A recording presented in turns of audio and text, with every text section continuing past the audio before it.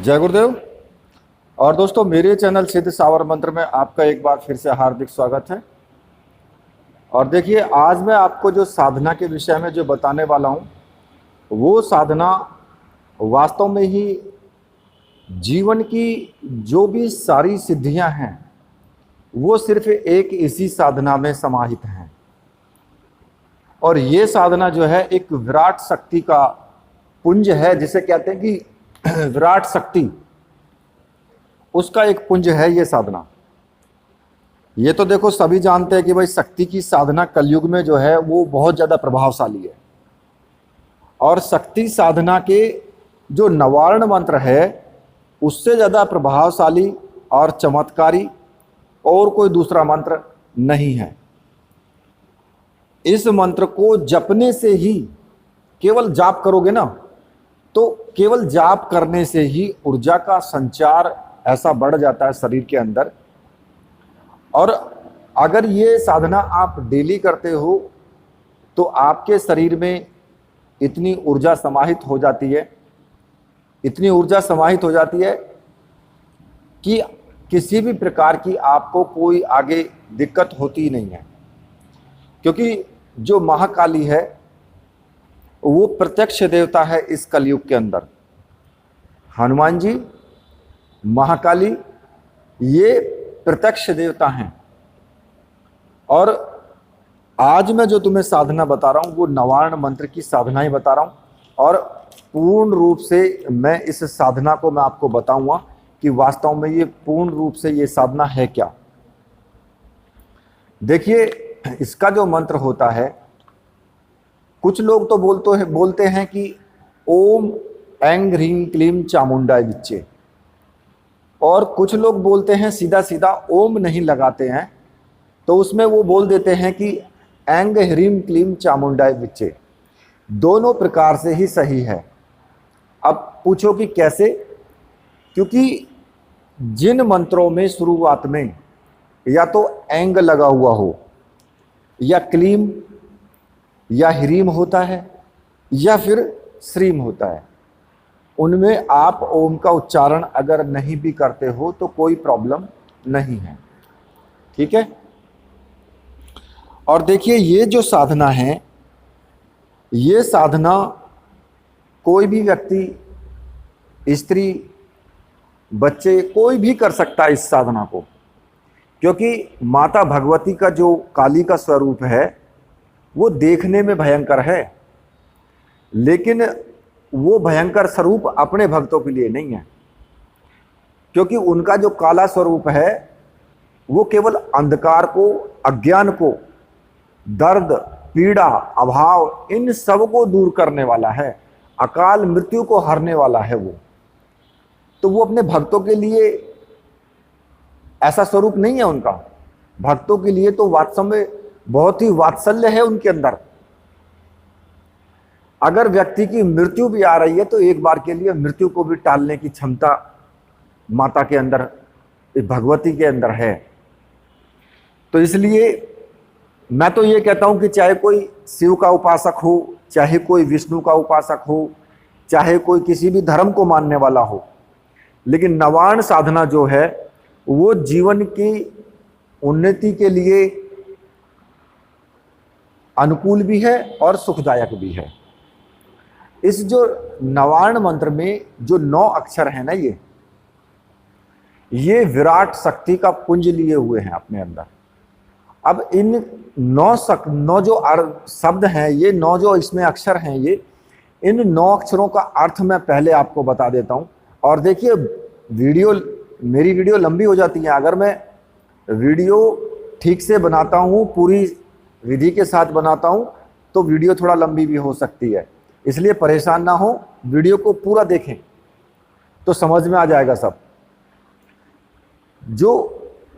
ये जो 9 अक्षर हैं, इनमें क्या क्या छिपा हुआ है वो चीज मैं आज तुम्हें बता देता हूं। देखिए, सबसे पहला आता है ऐंग बोलते हैं जिसको। ये जो बीज मंत्र है ये नवारण का पहला है, और ये सरस्वती बीज है। ठीक है।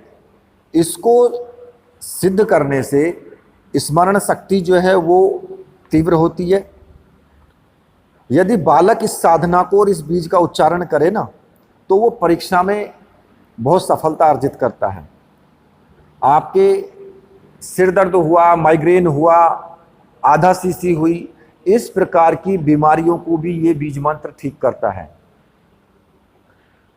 तो इस बीज मंत्र को केवल जपने से ही आपकी वाणी में इतना ओज आ जाता है कि वो दूसरे लोगों को प्रभावित करती है। आप अपनी वाणी से भी दूसरे लोगों को प्रभावित कर सकते हैं अगर आप इस बीज का इस्तेमाल करते हैं। दूसरा बीज आता है, इसमें जो बीज मंत्र है वो ह्रीम है, इसको रीम बोलते हैं। ये लक्ष्मी बीज मंत्र है और पूरा संसार जानता है कि इस बीज की साधना करने से या मंत्र जाप करने से दरिद्रता दूर होती है, आर्थिक उन्नति होती है, रुके हुए काम जितने भी हैं वो सब बनने लगते हैं, केवल इस बीज मंत्र का लगातार जाप करने से। ठीक है, जितने भी तुम्हारे धन के स्रोत हैं वो सारे खुलने लगते हैं। अब आता है तीसरा जो बीज मंत्र है वो है क्लीम। ये काली का बीज मंत्र है और ये बीज मंत्र आप सभी जानते हैं कि शत्रुओं का संहार करने में, शत्रुओं पर विजय प्राप्त करने में, मुकदमे में सफलता प्राप्त करने में, काम, क्रोध, लोभ, मोह, अहंकार, ये जो 5 हमारे विकार हैं, इन विकारों को खत्म करने में, इनको कम करने में ये जो बीज मंत्र है ये बहुत महत्वपूर्ण मंत्र है।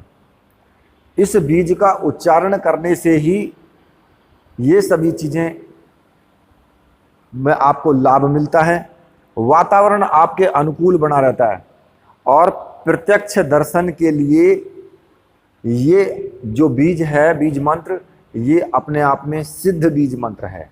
ये भी मैं आज आपको बता देता हूं। अब आता है चा, क्योंकि चामुंडाय में चा आता है। ये सौभाग्य बीज मंत्र है।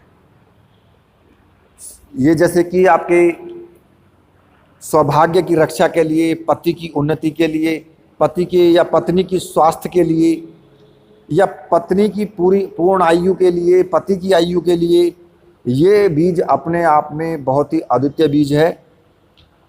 अगर घर में कोई बीमार है, किसी को तकलीफ है, तो इस अक्षर का निरंतर जाप करने से या इसको पढ़ करके, मंत्र जाप करके, जल पिलाने से वो व्यक्ति ठीक हो जाता है।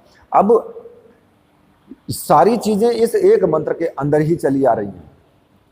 ठीक है, तो गृहस्थ जीवन के लिए ये बहुत ही उपयोगी बीज मंत्र है। अब मैं आपको बताता हूं मुन, क्योंकि चामुंडाय, मुन जो आता है वो एक आत्म बीज का मंत्र है। ठीक है, आत्मा की उन्नति के लिए, कुंडलिनी जागरण शक्ति के लिए, जीवन की पूर्णता प्राप्त करने के लिए और ब्रह्म से साक्षात्कार करने के लिए ये बीज मंत्र जो होता है ये बहुत महत्वपूर्ण है इसमें। और सन्यासी इस बीज मंत्र का लगातार जाप करते भी हैं। तो केवल इस बीज मंत्र का उच्चारण करने से ही आपकी कुंडलिनी शक्ति जागृत हो जाती है। उसके बाद आता है डा। जो डा बीज मंत्र है वो संतान का बीज मंत्र है।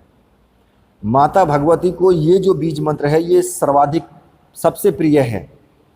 अगर किसी के घर पुत्र उत्पन्न नहीं हो रहा हो, संतान उत्पन्न होने में बाधा हो, या किसी भी प्रकार से पुत्र की तरफ से कोई तकलीफ हो, तो इस बीज मंत्र का जाप करने से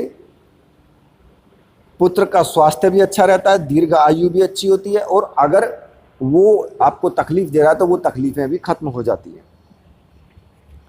उसके बाद आता है यय, चामुंडाय यय। ये भाग्य उदय का बीज मंत्र है। अगर आपका भाग्य नहीं उदय हो रहा है, दुर्भाग्य आपका पीछा नहीं छोड़ रहा है, समय समय पर बाधाएं आ रही हैं, काम अच्छी प्रकार से नहीं हो रहा है, तो इस बीज मंत्र का जाप करने से आपका भाग्य उदय शीघ्र हो जाता है और जीवन में सभी दृष्टियों से पूर्णता प्राप्त करता है वो। ठीक है, अब आता है वी। ये जो है, ये जो बीज मंत्र है ये सम्मान का, प्रसिद्धि मिले आपको, जहां भी आप जाएं वहां पर आपको सम्मान मिले, यश मिले, कीर्ति मिले। ठीक है, इस संबंध में ये बीज मंत्र सबसे महत्वपूर्ण है। उसके बाद आता है विच्चे चे, ये जो है संपूर्णता का बीज है, यानी कि जीवन में सभी दृष्टियों से, चाहे वो स्वास्थ्य हो, धन हो, परिवार हो, यश हो, सुख हो, सौभाग्य हो, संतान हो, कुछ भी हो, भाग्य उदय, सफलता, कुछ भी हो, सब में ये बीज मंत्र जो है, इसको बीज राज कहा गया है। और ये सारे बीज मंत्र इस एक ही मंत्र के अंदर हैं, जो कि नवार्ण मंत्र जिसको हम बोलते हैं, जो ऐंग ह्रीम क्लीम चामुंडाय विच्चे जो बनता है। अब मैं आपको इसका अर्थ भी बता देता हूं। इसका जो अर्थ है, जो नवार्ण मंत्र का अर्थ है, हे चित्त स्वरूपिणी महाकाली, हे आनंद स्वरूपिणी महालक्ष्मी, पूर्णत्व प्रदान करने वाली हे महासरस्वती, ब्रह्म विद्या प्राप्त करने के लिए हम तुम्हारा ध्यान करते हैं।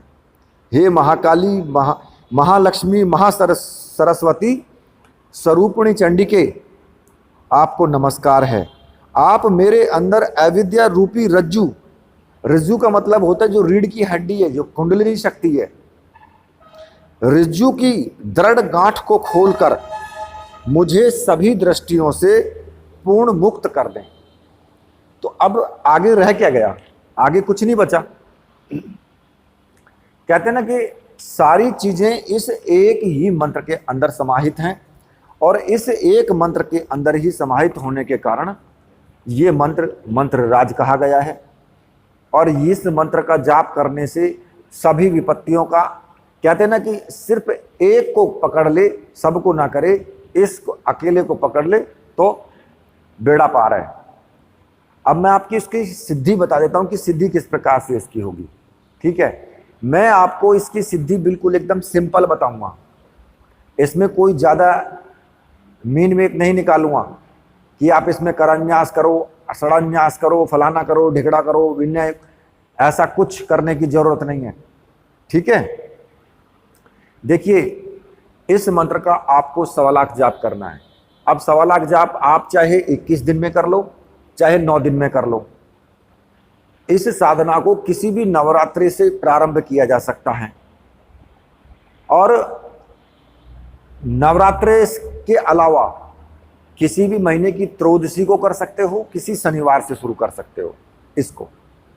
और अगर नवरात्रि में 9 दिन करो और 9 दिन में 1.25 लाख मंत्रों का जाप कर लो तो बहुत अच्छी बात है, क्योंकि 1.25 लाख मंत्रों के जाप में 1250 मालाएं होती हैं, और मंत्र भी छोटा है, ऐम ह्रीम क्लीम चामुंडाय विच्चे, तो ऐसे ज़्यादा टाइम भी नहीं लगेगा, तो कर भी सकते हो। तो इस साधना को करने के लिए मुख्य रूप से जो आपको सामग्री की आवश्यकता होगी, इसमें नवार्ण महायंत्र, काली हकीक माला और एक रक्षा माला, इन 3 चीज़ों की जरूरत होगी। और तीनों चीज़ें मंत्र सिद्ध प्राण प्रतिष्ठा युक्त होनी चाहिए। और ये चीज़ें अगर आपको कहीं नहीं मिलती है प्राण प्रतिष्ठा युक्त, तो आपको मैंने वीडियो में नंबर दिया हुआ है, व्हाट्सएप नंबर, वहाँ से आप मुझे कांटेक्ट कर सकते हैं, और ये जो सामग्री है आप लेकर के साधना शुरू कर सकते हैं। ठीक है, और देखिए, इसमें मैं आपको बता देता हूँ कि आपको रात्रि में 9 बजे के बाद ही ये साधना शुरू करनी है, रात्रि में 9 बजे के बाद। अब स्नान आदि करके और रात्रि में 9 बजे के बाद आप बैठ जाइए पूजा घर में। आप अपने पूजा घर में ही कर सकते हो, ऐसा इसमें कुछ नहीं है। और आपको जो है, सबसे पहले अपने सामने एक चौकी रखिए, चौकी पर पीले रंग का आप वस्त्र बिछा सकते हैं, और साथ में ही पीली धोती आपको पहननी है। पीली धोती पहन करके इस मंत्र जाप करना है आपको। और तेल का दीपक इसमें जलना है, सरसों के तेल का दीपक इसमें आपको लगाना है, जो कि जब तक आप जाप करें तब तक अखंड जलता रहना चाहिए, बीच में बंद नहीं होना चाहिए। अब आपको क्या करना है कि सबसे पहले आपको अपने गुरु की प्रतिमा, जो भी आपके गुरु हैं, गुरु जी का स्मरण करना है। उनका पंचोपचार पूजन करना है। ठीक है, एक घी का दीपक आप अलग से लगा लें, क्योंकि गुरु जी के सामने या गणपति जी के सामने या फिर भगवान शिव के सामने तेल का दीपक नहीं चलता है। ये महाकाली के लिए अलग से दीपक आप लगाएं तेल का। तो एक घी का दीपक लगा लें और सुगंधित अगरबत्ती, धूप बत्ती, साथ में आपके जो सिंदूर, कुछ पुष्प लाल रंग के और कुछ मिष्ठान वगैरह जो भी आप भोग लगाएं जिसका, वो आप साथ में रखें। और माता को जायफल भी चढ़ा सकते हैं, लौंग का जोड़ा भी चढ़ा सकते हैं। ठीक है, अब आपको करना क्या है कि सबसे पहले अपने गुरु जी का पूजन करना है, पंचोपचार पूजन करना है, जो भी आपके गुरु हैं, और गुरु मंत्र की एक माला का आपको जाप करना है।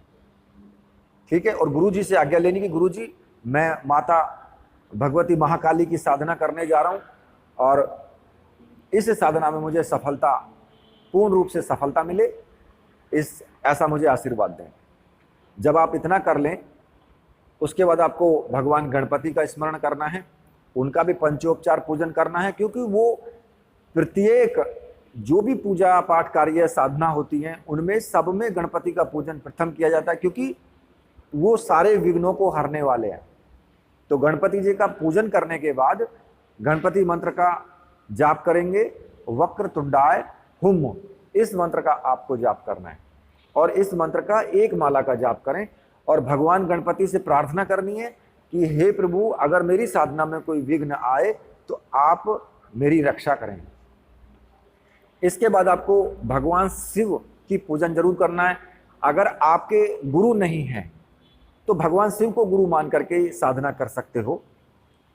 तो आप भगवान शिव को गुरु मान करके, या आपके गुरु हैं तो फिर वैसे भी भगवान शिव को आप पंचोपचार पूजन करेंगे और ओम नमः शिवाय मंत्र का कम से कम एक माला का जाप जरूरी है, क्योंकि कहते हैं ना कि शिव के बिना शक्ति अधूरी है और शक्ति के बिना शिव अधूरे हैं।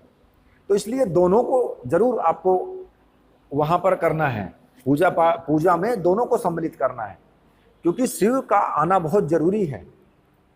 तो इसलिए भगवान शिव को भी आप पूजन करेंगे और एक माला का ओम नमः शिवाय मंत्र का जाप कर लें। अब इसके बाद आपको क्या करना है, इसके बाद आपको रक्षा माला अपने गले में धारण कर लेनी है और काली हकीक माला जो आपके पास में ही रखी है उसको वहीं पर चौकी पर रख देंगे। एक प्लेट, स्टील की प्लेट ले लें और उसमें थोड़े से पुष्प की पंखुड़ियां बिछा करके और उस पर जो महाकाली का जो नवारण यंत्र है उस यंत्र को स्थापित आपको कर देना है। जब आप उस यंत्र को स्थापित करने के बाद यंत्र का पूजन करेंगे माता का, क्योंकि माता की तस्वीर के सामने ही यंत्र होगा, तो यंत्र का पंचोपचार पूजन करेंगे।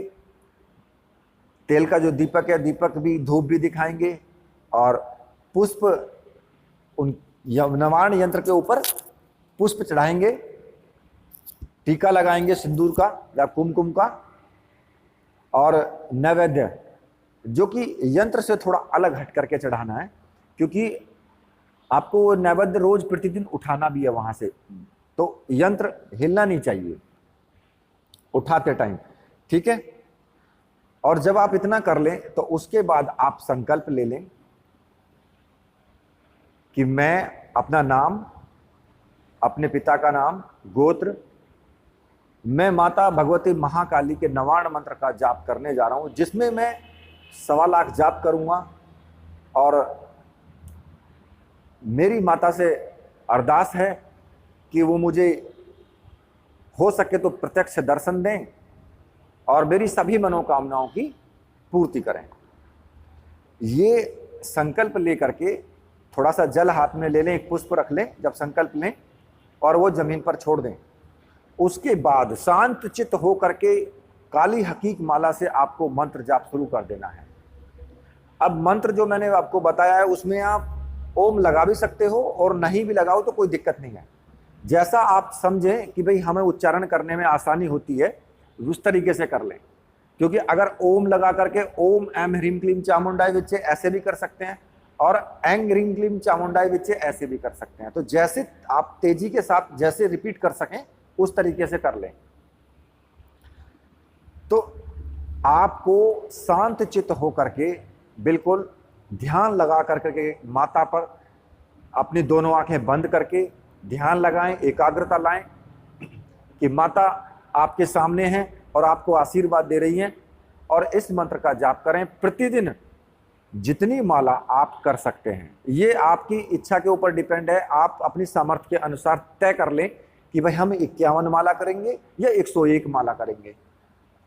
और ये एक बार बैठने के बाद फिर आप दोबारा आसन से उठेंगे नहीं, आसन पर हिलेंगे नहीं, बिल्कुल भी इधर उधर आसन में आप चेंज नहीं करेंगे कि आपने आलती पालती मार के बैठ गए और दूसरी आपके पैर दुखने लगे तो फटाक से चेंज कर लिया।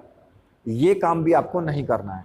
एक बार जिस आसन मुद्रा में बैठ गए फिर उसी आसन मुद्रा में बैठ करके ही आपको पूरा मंत्र जाप करना है, एकाग्रचित्त होकर के। ठीक है, अब आप ये ध्यान कर लेना कि आप 21 माला कर सकते हो या 51 माला कर सकते हो आराम से बैठ करके। ऐसा नहीं कि उधर तो मंत्र जाप चल रहा है, पता लग रहा है कमर में दर्द हो रहा है, पैरों में दर्द हो रहा है, ध्यान चला गया कमर दर्द और पैर दर्द में, और उधर चल रहा है एम ह्रीम क्लीम चामुंडाई विच्चे, तो उसका लाभ नहीं होने वाला है। तो इसलिए मैं कहता हूं कि चाहे भले ही कम माला मंत्र का जाप करो, लेकिन शुद्धता के साथ होना चाहिए, बस इतना ध्यान रखें। साधना चाहे 21 दिन में पूरी हो या 31 दिन में पूरी हो, उससे मतलब नहीं है, लेकिन लगातार करना जरूरी है, एक ही टाइम पर करना है आपको। इस साधना में आपको हो सकता है कि कुछ अनुभव हों, और होंगे, माता की तरफ से अनुभव होंगे, और अनुभव भी आपको अच्छे होंगे।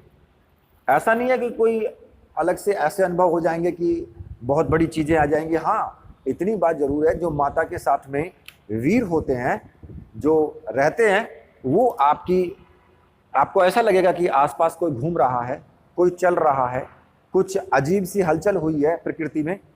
तो वो क्यों लगेगा? क्योंकि वो जो वीर आएंगे वो देखेंगे, वो देखने के लिए आते हैं कि साधना कैसी चल रही है, माता का नाम कैसा लिया जा रहा है, क्योंकि वो उसके गण होते हैं। और उन वीरों के आने से आपको कोई दिक्कत नहीं है, वो सिर्फ देखने के लिए आते हैं कि कोई मंत्र जाप कर रहा है, कोई माता का मंत्र जाप कर रहा है, और वापस चले जाएंगे फिर। ठीक है, तो आप जब ये साधना संपूर्ण कर लें, जब आपके 1.25 लाख मंत्रों का जाप हो जाए, उसके बाद इसका दशांश हवन आप जरूर करें। चाहे आप 2 दिन में करें, 3 दिन में करें, लेकिन दशांश हवन जरूर करें। ठीक है, और मेरे विचार से तो 1 दिन में ही हो जाएगा, या 2 दिन में आप कर सकते हो। अगर ज़्यादा है तो 2 दिन में कर सकते हो, लगता है कि भाई ज़्यादा टाइम लगेगा तो 2 दिन में कर सकते हो। तो दशांश हवन जरूर करें, इसका मार्जन तर्पण जरूर करें। मार्जन के लिए आप क्या करोगे, आपने दशांश जो दशांश हवन के लिए उसका तर्पण, मार्जन, ये सब करने के बाद फिर जो माला है और यंत्र है उसको पूजा स्थान में ही रहने दें, और जब कभी आपको जरूरत पड़े तो तब आप अपनी साधना फिर दोबारा कर सकते हो। अगर मान लिया कि माता के दर्शन नहीं हुए हैं या कुछ और त्रुटियां रह गई हैं, तो फिर उसी साधना को आप दोबारा से कर सकते हो। तो ये मैंने एक आपको बिल्कुल एकदम सिंपल साधना बताई है। ठीक है, क्योंकि अगर आप पूरे विधि विधान में या उसमें चलोगे तो फिर बहुत कुछ जोड़ना पड़ता है, बहुत लंबा प्रोसेस हो जाता है। तो इसलिए ज़्यादा विधि विधान नहीं, अगर आपकी अंतरात्मा, अगर आपका भाव अच्छा है तो आपको और सारे ये तीर तूफान करने की आवश्यकता नहीं है। केवल मंत्र जाप में ही माता प्रसन्न होकर के प्रत्यक्ष हो जाती है। अगर आपका भाव अच्छा है, साधना करने का तरीका सही है, बस आप डूब गए हैं उस जाप के अंदर और माता के भाव के अंदर आप अगर डूब गए हैं डूब करके आपने साधना की है तो जरूर सफलता मिलती है। ऐसा कुछ हो ही नहीं सकता कि सफलता ना मिले। ठीक है, तो इसी के साथ अब मैं साधना को और वीडियो को, साधना मैंने आपको पूरी बता दी, वीडियो मैं यहीं पर समाप्त करता हूं। तो मेरे साथ बोलिए, बोलिए वीर बजरंगबली हनुमान जी महाराज की जय। बोलिए मेरे परमहंस सदगुरुदेव निखिलेश्वर आनंद जी की जय।